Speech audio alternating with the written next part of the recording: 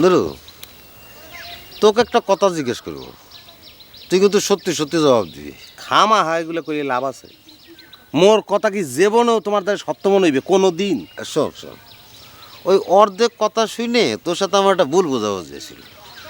তুই সেই জন্য তুই আমাকে অনেক অপমান করেছিস, আমিও তোকে মাফ করে দিছি। ওরে খোদা, তো আমার বিশাল কপাল।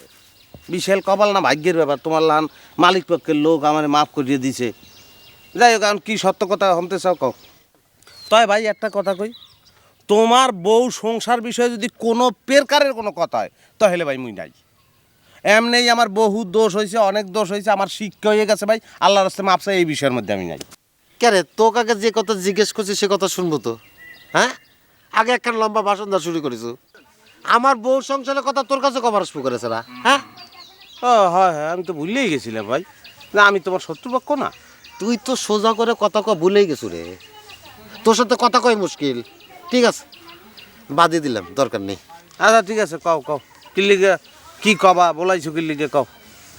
নুরু, ওই তোর বন্ধু হিরো যা শুরু করেছে, এ কি করা যায় কত একটা পরামর্শ দিত। আমি তো জহরের সাথে উয়ের বিয়ের একটা প্রস্তাবও দিছিলাম, কিন্তু বড় বউ তো মনে হয় উয়ের সাথে বিয়ে দেবার চায় না। এ বিষয়ে তো মনে হওয়ার কিছু নাই, এত আমি নিশ্চিত। তোমার লগে কথা কর অনেক আগে আমার লগে বড় বুবুর কথা শেষ। আমিও বড় বুবুর লগে একমত। কিন্তু হিরো যা শুরু করলো তার সমাধানও বিকেবা করে রে। ওদিক তো আর একজন এসে বসে রইল, বড় বউর সাথে কি করলো না করলো কিছু বুঝা পারলাম না।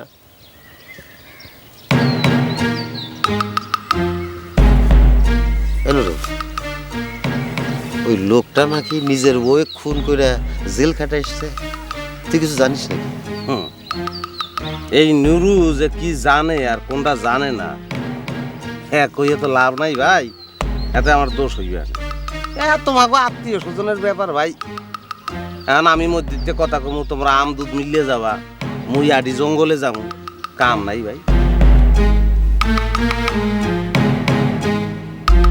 তারপর তুই দোকানদারের সাথে যে আমার বিরুদ্ধে ষড়যন্ত্র করিস, হ্যাঁ? এই দোকান চুরি করেছিল কিনা? তুই ছিলেন না সেই সময়, তোর মনে নাই? হ্যাঁ, এই সঞ্জু, ওকে আমি জানি বাঁচাবার চাই না, ও আমার বিরাট ক্ষতি করে ফেলবার পারে। মেয়ে ভাই, আপনার আল্লাহ রসুলের দোয়া লাগে, এবারের মতন মাফ করে দেন।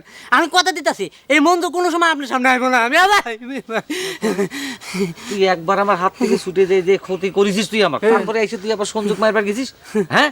তো এই তুই যা চাটমোট বাজারে যা, যাই 1 কেজি ভালো দিকে গোল্লা নিয়ে আয়। ও মরার আগে ও ভালো মন্দ যা ইচ্ছা তাই খাইনি। Don't mind please. মেয়ে ভাই, জীবনের শেষ চিকিৎসা হিসাবে এবারের মতন আমার মাফ করে দেন।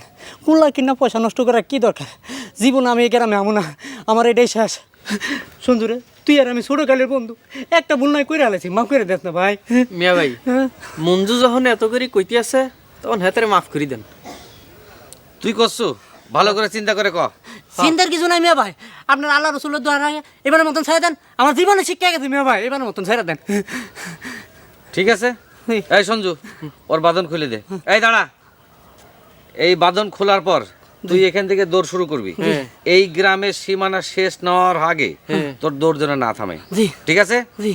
যা খোল। কুল ভাই, কুল। আল্লাহ আল্লাহ। দৌড়া।